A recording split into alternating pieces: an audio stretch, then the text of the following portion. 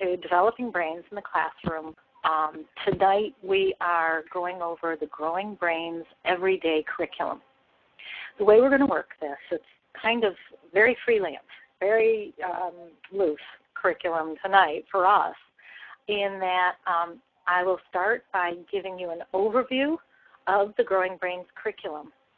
But then I want to hear from you. Some of you have already purchased this curriculum and have questions, and so I want to answer those. And some of you are interested in seeing more about it so that you can decide whether or not this is something that you might be interested in. So tonight is all about you and answering your questions. Let me see if I'm hearing some noise in the background. You are now muted. Okay, and so now I've just muted everybody. Okay, so what we'll do is start by taking a look at what this curriculum is very specifically. We've got 2 books. This is the curriculum guide, okay, and let me see how many pages it is. 233 pages. And then over here is worksheets and overheads, and that's 134 pages. I originally created this because I wanted to help out those of you who teach, whether you're teaching your own children, whether you are homeschooling, whether you are a teacher in a classroom. I keep hearing from teachers that conditions are getting worse, that the students are having a harder and harder time with schoolwork, and these are the teachers who've been in the profession for 10 and 20 years. And so I wrote this for you.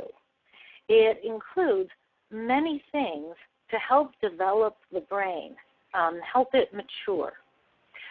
But the thing about it is, I know that all of you have very little time. And that's the biggest problem, is how can I get my students working faster or understanding better or anything like that without spending a lot of time. So this was developed to be spending no more than 10 minutes a day on these activities. And the result, though, will be that you will have much more time as time goes on to help teach the curriculum that you need to teach. So let's take a look at the structure of this. Okay, this is the curriculum part, and I start with a table of contents. There's an introduction that talks about neurodevelopment, auditory development, vision development, cognitive development. Some guidelines in which to use whenever you're using this curriculum. It tells what the materials are needed. There's a wall chart. I'll show that to you in a second. And then there's section overviews for the different of the 5 sections. Each section is 30 days of curriculum. And at the end of the 30 days, you reassess the child that you're working with, or children that you're working with, and there are some basic guidelines. Then the next section will kind of start with something different. Each section has its own goals. And so that you don't get bored by doing many of the same things over and over again. Okay, so then in this table of contents, it'll break out the sections and give you the page number for that particular day. Okay, so once you get into the actual curriculum, okay, here are the guidelines. Here are the materials you'll need. Here's the wall chart. Basically, it even includes Sunday and Saturday in case you are doing things at home.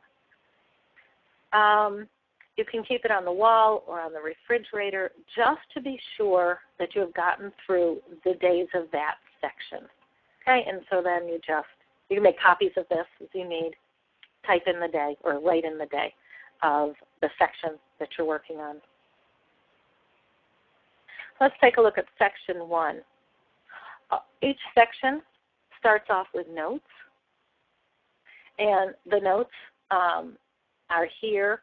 They tell you certain things to look for, and also some guidelines for some things to watch for. For example, in this section, the blending work is designed to help the student with learning how to blend, but also being able to blend easily and quickly, increase processing speed by blending to a metronome, increase length of attention by blending more and more words per session, increase auditory attention because of the distraction of the metronome, increasing active working memory, which is the amount of information processed in the brain at one time because of the ability to blend more and more sounds at once. So there's an example of notes. On the next page, we have your pre and post assessment. So you would put your students' names across here, and then you would rate them with a 0, 1, or 2 for various different things that we are working on in this section. A 0 means it's not present, a 1 means it's somewhat present, or a 2 means that it's strong. So in section 1, we're working on balance and coordination, stamina, hyperactivity, blinking and eye contact, light or auditory hypersensitivity, anxiety or emotionally sensitive, math difficulties, and poor blending. So you would rate each of your students on day 1 and rate them again on day 30. Then the curriculum, I'll just jump right into like a day. Here's day 4. You do the primitive reflex integration exercise for 1 minute. You do metronome play for 2 minutes. You do blending for 7 minutes, and it tells you a little bit here about it. But let's go to day 4 over in the worksheets. We are using worksheet 1.5. There's 1.5.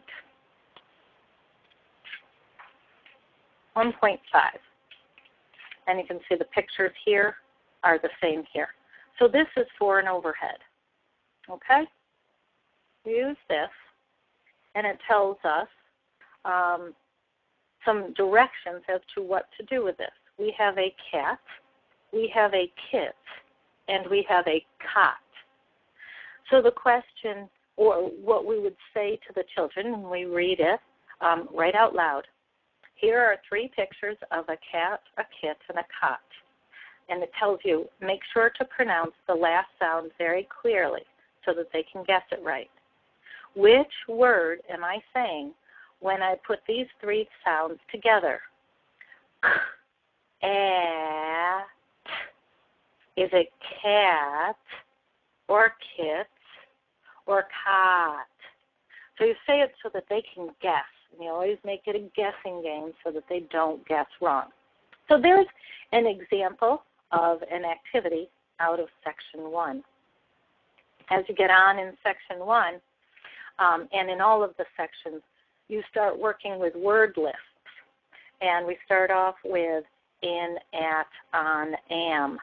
And so in a few days here, we would be blending to worksheet A1. There we are, on day 6. So we would be saying I, n, and they would come up with in. The way that we know that the blending will work is because we have worked with the guessing game as long as they need it. Okay, section 2. Did I tell you what the goals? Yes, and I did tell you what the goals were for section 1. Section 2, the goals are, no, I guess I didn't tell you the goals. I told you about the notes, and I told you about the chart. And the chart is very similar to the goals. Okay, the goals of Section 1. Integrate the moral reflex.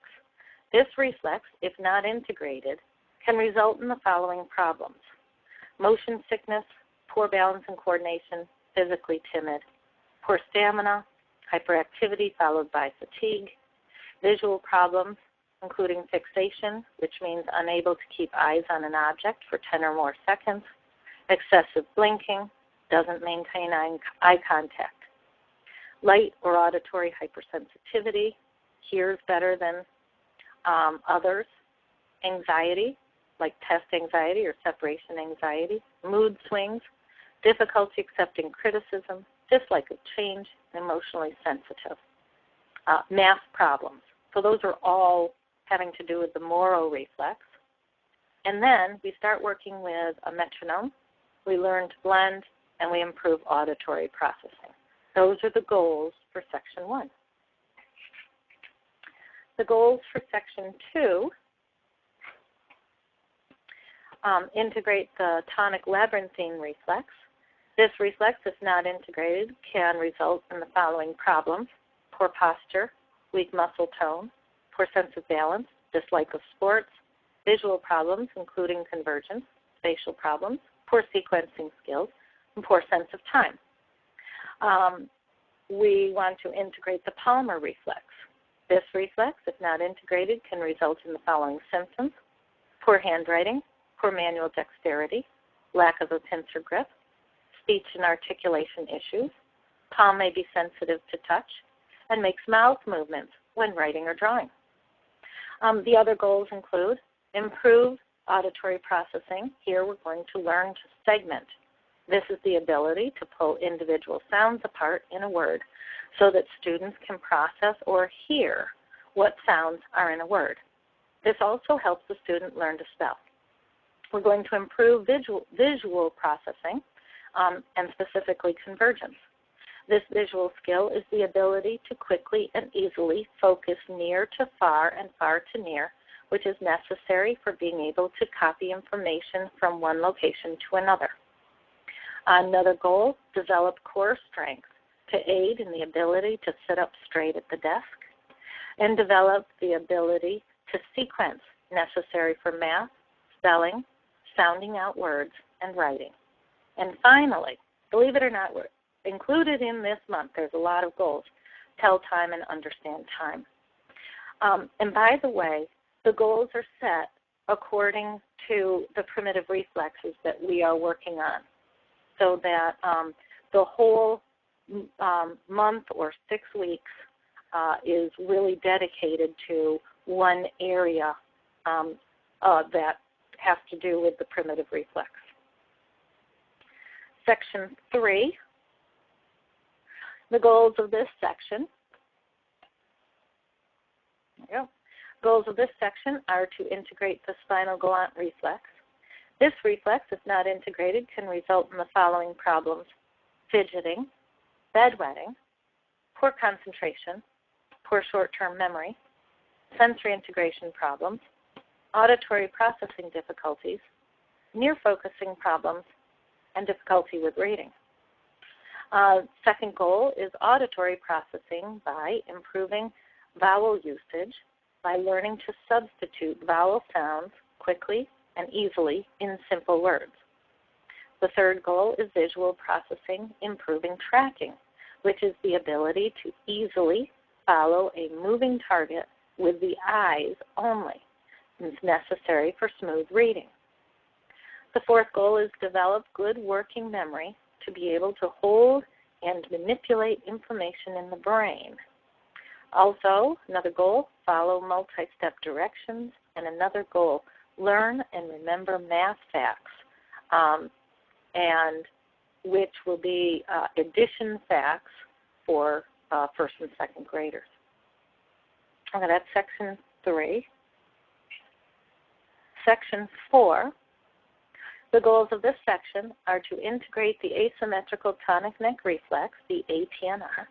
This reflex, if not integrated, can result in the following problems: difficulty crossing the midline, difficulty skipping and marching, right-left confusion, visual perceptual difficulties like reversals of B, D, or U and N, or saw and was beyond the first grade. Convergence problems, once again, for copying especially. Mixed dominance, that could be hand and foot, but also eye and ear dominance. Poor balance, poor handwriting, poor expression of ideas on paper.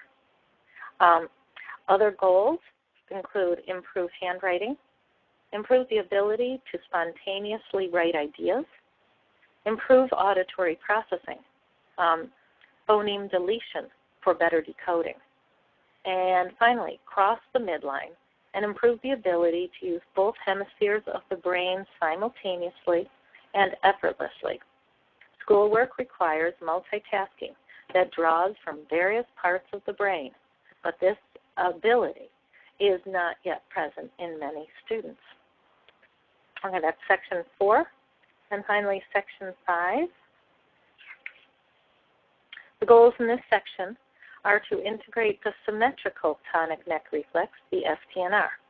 This reflex, if not integrated, can result in the following problems: tracking problems, convergence problems, near focusing problems, that's even acuity, slow with copying tasks, and attention issues.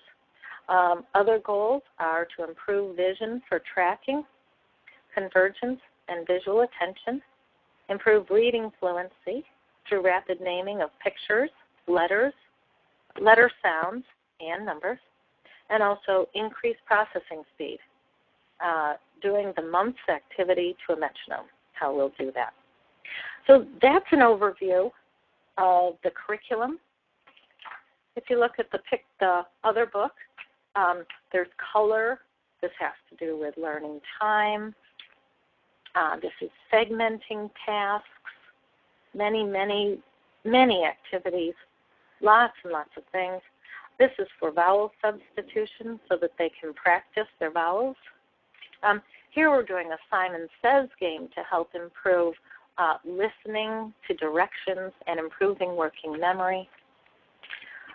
We have here tracking the letter, and here they would be using their pencil to go across and to be circling certain individual letters to improve tracking.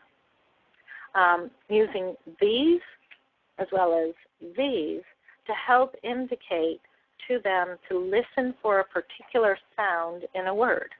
So if the word was cat, this would be the ah sound. Cat, ah.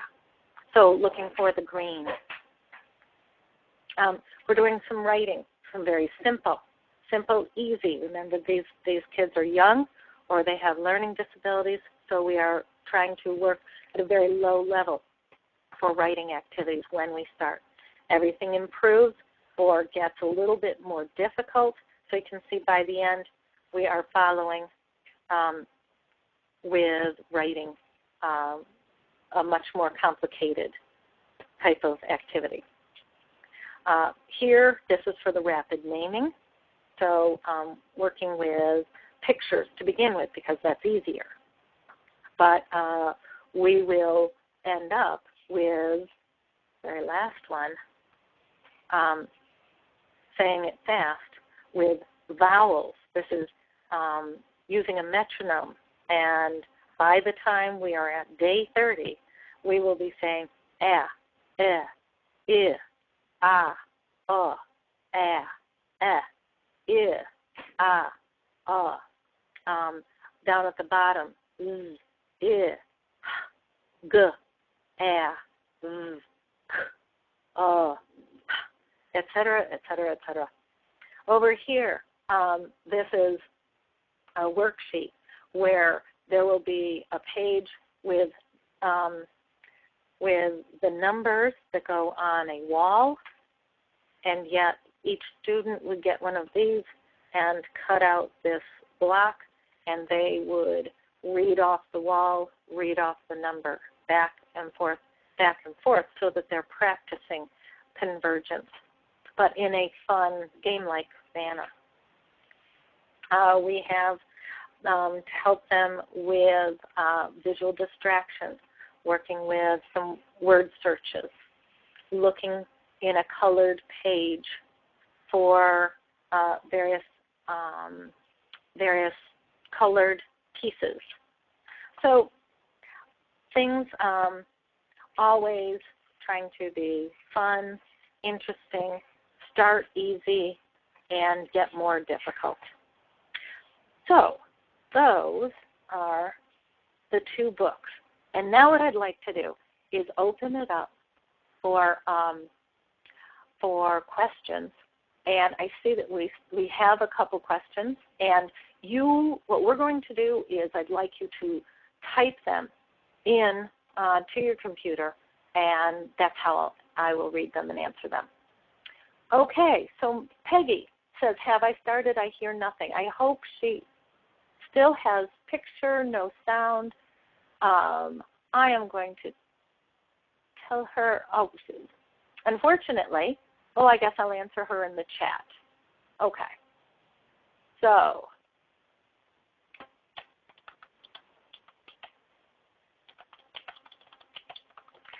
if anybody else, or if you know of anybody who has a problem, that you should use your phone in order to hear. Okay. Oh, and she finally has sound. Okay. Very good, Peggy. Okay. Is there a way to assess at the end of each section whether the reflex is inhibited? So what's interesting is I have not included any of the testing in this. I do have a video that you could purchase for assessing whether a reflex is integrated. I'm also in the middle of giving a professional development webinar series, but we're all the way well into it. But that I will be giving that again in a couple months. Also, I'm giving a reflex full-day workshop in Baltimore, and there are 2 more seats open, and that's it. That's on June 9th. So I'll be teaching those. I did not include that in here. This is not deep as far as the reflexes is. I'm thinking mostly that in a classroom we want to get the children, get their reflexes somewhat integrated, perhaps not fully integrated. If you haven't heard me before, I always talk in continuums, and reflexes are one of those things where reflexes are not integrated or inhibited or retained. They actually are on a continuum. And one of my philosophies is as soon as you see improvements in their brain, then maybe do another week's worth and move on. So that if you are stuck on getting it perfected, you won't get through these 6 reflexes in a year. And you can always redo the reflexes the next year. One of the things that's really interesting is I have gotten an email from an OT in a school, and they are implementing a reflex program for the next year, where every student in the school will be doing their exercises along with the morning announcements. And if this is done for every student every year, then you're just going to see better and better learning, because they will be able to see, be able to just do such better work. Their brains will be so much more fully working. Okay, Vicki, how do you use a metronome as an auditory distraction? Well, you are about to hear. So I have this metronome. Okay, you can use one on your phone. You can download one on your computer.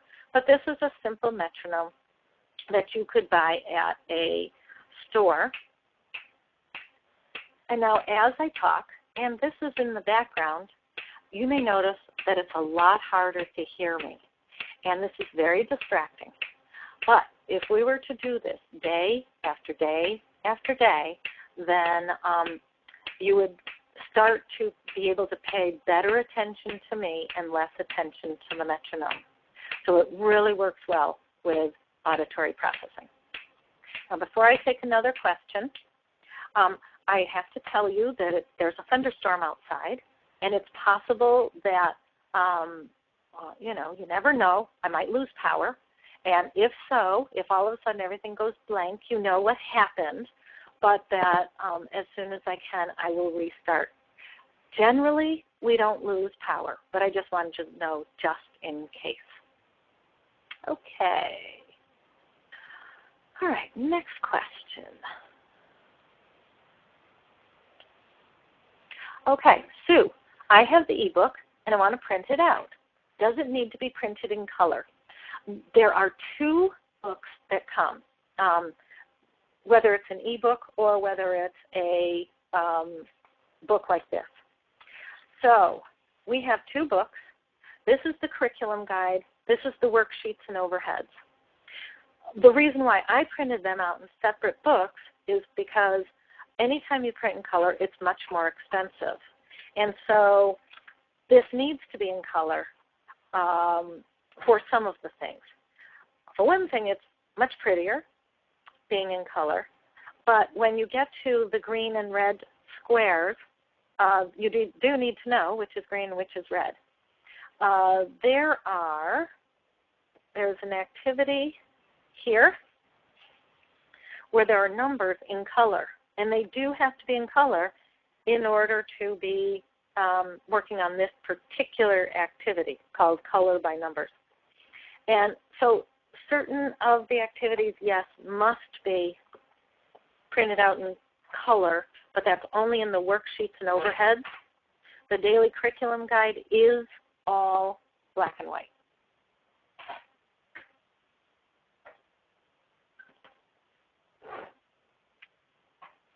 Okay, next question is also from Sue. Can you work with more than one student at a time? And it was written for you to work with more than one student at a time. This is written for a classroom, a full classroom with many children in it. So absolutely.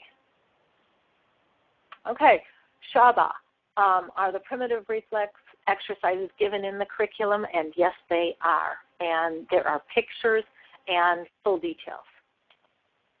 How different is the curriculum you just explained from the Pyramid of Potential series with 5 DVDs and 5 books? So the Pyramid of Potential series is more therapeutic. It has many physical exercises that include integrating the primitive reflex, but also include other exercises for the body, okay, so that we're working on the vestibular system and the proprioceptive system with some of the other exercises. And sometimes it's on the vision system. Whereas in Growing Brains Every Day, this is more a curriculum for learning. So that even though in the DVD and workbook we have there are 10 exercises that are from, 9 are from BrainSpark, and I created one. That has 10 exercises, but it's only one exercise for, say, what's a good example? There's a memory exercise in there, whereas in Growing Brains, we're working on that 30-day period. We're working on many different things, and one day, here's day 30 of section 2. It's got floor time, it's got fingers, it's got telling time, it's got segmenting, and then as the last thing for that day, you'd fill out the chart. So it's only 10 minutes, and the other one is 10 minutes of physical exercises, not including the cognitive exercises in the workbook. I hope that explains it for you. And if you've got further questions, please ask on that. Okay, I have now come to the end of these questions. So, what else do you have for me?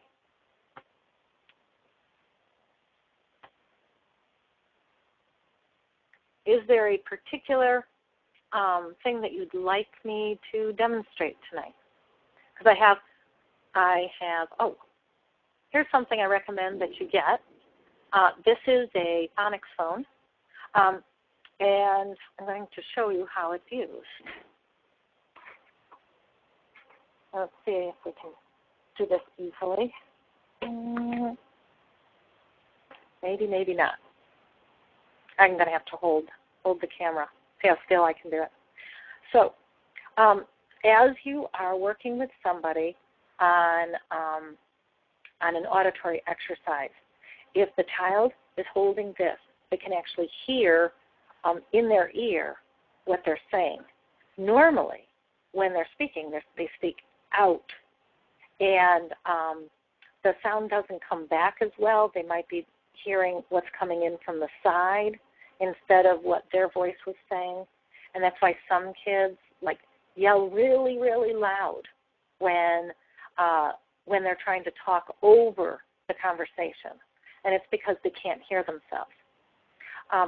So by using this, they can actually hear themselves. It's wonderful for when you are using for a child who has a lisp, for example. But the other cool thing about this is you can hang on. Here we go. You can see this. You can turn it like this so it becomes a teaching tool. Now we can have the teacher speak into it and the student hearing. And so this may really help if you've got a child who's having difficulty with blending and other auditory processing issues because they can't process sounds very well. This will help a lot. Okay. We have another question.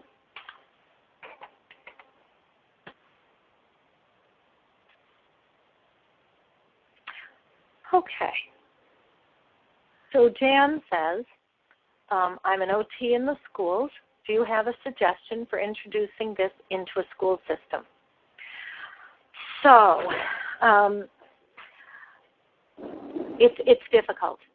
It's difficult in that this needs to be done 5 days a week. And most OTs only get to see their students 2 days a week. And when they do, it's just it's not enough. And so what happened with this OT who introduced this to her school, last year she actually did an ad hoc research study and just had kids moving and some kids not moving and working on handwriting and a couple other things, other assessments. And this will be in my upcoming newsletter. I assume she's going to let me tell you a bit about it. And so because there was a very significant difference with the children who are allowed to do movements, they allowed her to now create a movement program for the entire school.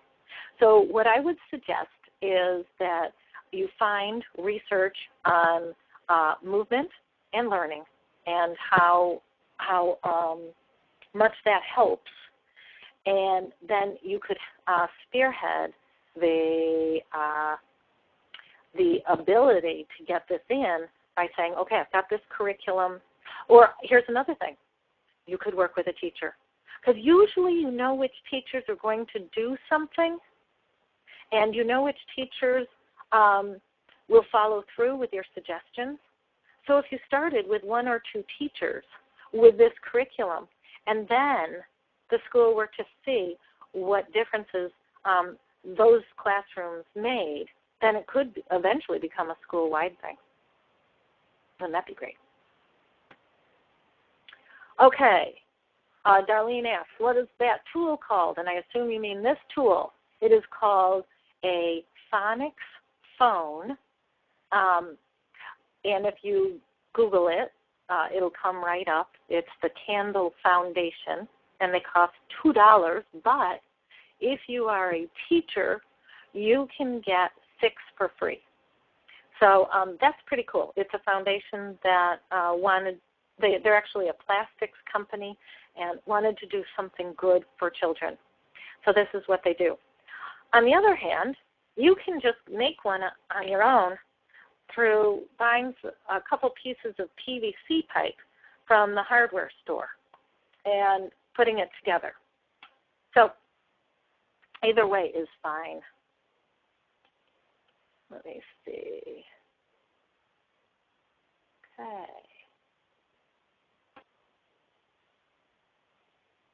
Which product do you recommend for a first grader, the DVD series or the Growing Brains Every Day, who is retaining some reflexes and what? And what?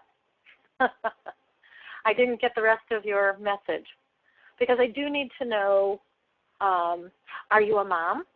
I assume you want it for one first grader, so you're probably the mom. Yep, you're the mom. Okay.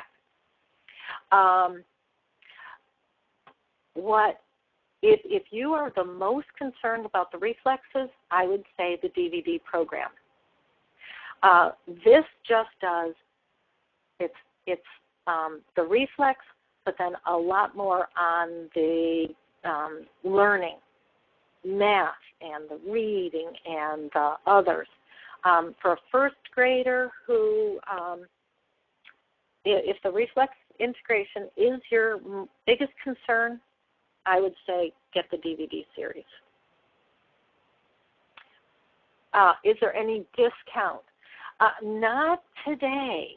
And but what I am going to do next month is put. I have some old individual modules, and we've updated the look of the DVD series. And let me think. Do I have that right here?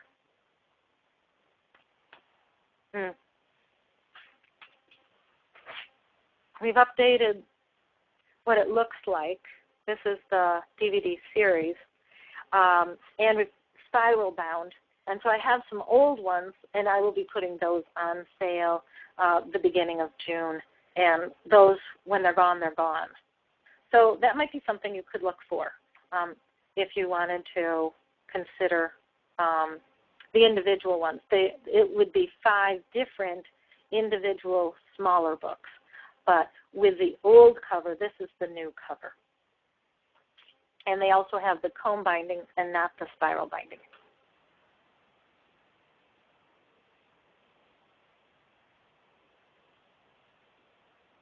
Okay, so the behaviors, Shobha, you will see that, yes, they will be getting better with the reflexes, and if you have no learning issues, don't do Growing Brains. So good question. Okay, Jan, how old is the program? So Growing Brains, I wrote 2 years ago, and 1 year ago, at the end of the summer, it was, or just before summer, I guess, was when I was first marketing it. But I've never truly marketed it. You know, I'm just beginning. And so there aren't many people who are using it yet. But I can give you at least the testimonials of the people who have used it and what they've said. And I don't know if there are any people in Maine using it. So sorry about that, because I'm sure you would like to know more. But you got to start somewhere, right? Okay. How young can the students be to use this program? Okay. So the question is, can they start in preschool? The physical exercises are definitely fine for preschool. And I think by the with the academic exercises, by the time you get to day 30, you might be a little ahead of a preschooler, but you don't have to do everything exactly the way it's written. For example, each of these days goes a little further, a little faster, or a little deeper, or a little more. And if you are working with an individual student and that student gets stuck on something, stay there. You wouldn't want to frustrate them. And you definitely want to start where they're at and keep them motivated and happy, and don't go beyond their capabilities. And there's no problem with that. Vicki, what ear should the phonics phone be placed at? Can it be used to regulate the volume of your voice?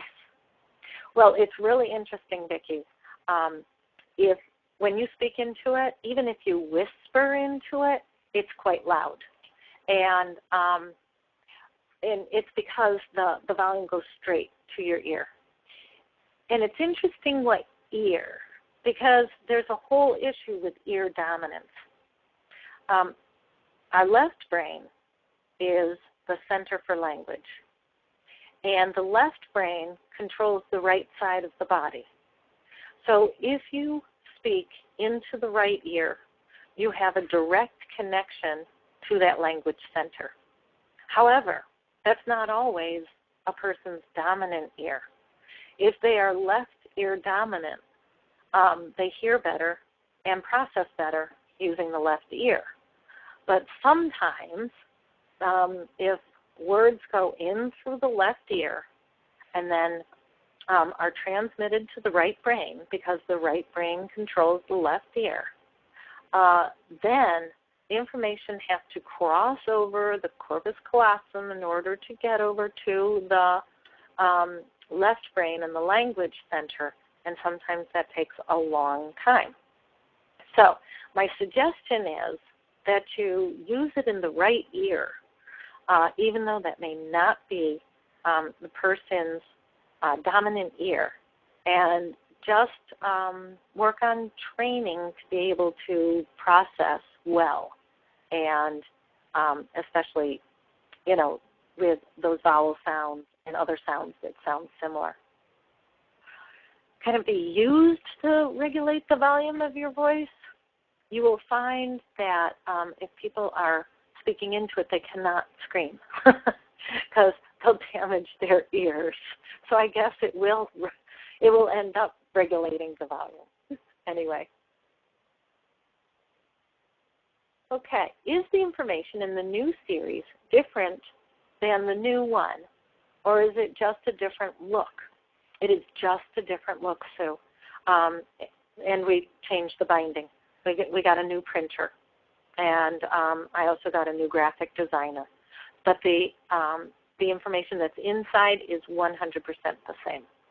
And she is asking about the DVD series. This particular series here has always looked like this and has not changed. The first few copies that we did sell had a comb binding rather than the spiral binding. Okay, I'm out of questions. Any more questions?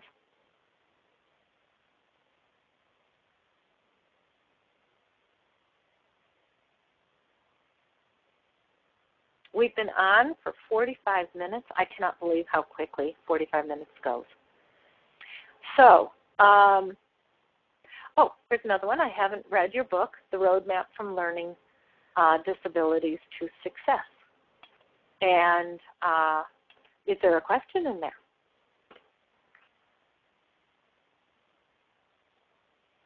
No.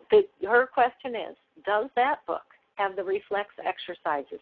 And the answer is no. What that book does is actually introduces to some people for the very first time about primitive reflexes, but it also introduces the whole concept of there not being a silver bullet, that there are many things that usually need to be done to help a child overcome learning difficulties. The bottom of the pyramid is body and mind health, and body health is nutrition and exercise. And mind health is stress and depression, things like that. Up from there is neurodevelopment through the primitive reflexes. Up from there is auditory development and vision development, as well as full sensory and motor development. Up from there is cognitive development, training skills such as memory, attention, processing speed, reasoning, and many others. And then finally, at the very top of the pyramid is academic success, and that would be things like learning to read, learning to write, to do math, etc. So that's what the purpose of the roadmap is because so many people have not even considered what does need to go into helping somebody overcome problems. Jan, what source is your best for primitive reflex integration exercises? I work with these daily and would like more activities. So I would suggest the Pyramid of Potential series, okay, this one here. And there are the same six primitive reflex exercises in it, but there are also other physical exercises that help the primitive reflexes integrate even better. So if you were looking for something, that's what I would suggest. And this comes with DVDs so that you can watch how all of the exercises are done. And then it has some cognitive training exercises throughout to move the students forward.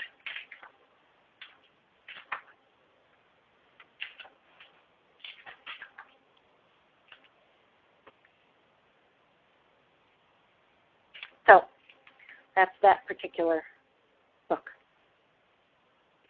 Oh, the cost, $129.95 for the Pyramid of Potential series, all modules. And that includes all 5, everything's together all at once. Could you say the on that you use to guide the vowel sounds? In my area, on can be pronounced 2 very different ways. Okay, I say on, ah. So the O makes the ah sound. Jan says thank you, and I say you're welcome. Any other questions?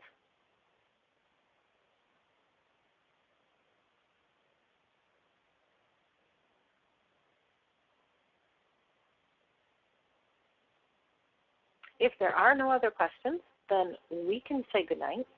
And we got through without, there still is thunder outside, but without losing power. Thank goodness. And so I'm just going to move this so I can say good evening and good night to all of you. And it's been a great webinar, and you had really good questions. I hope I answered everything that you wanted. And if you still have questions, please email me at kjohnson@pyramidofpotential.com. And if you wanted to watch this again or share this, I will be giving you the URL in tomorrow morning in an email to all of those of you who registered. So good night, everybody.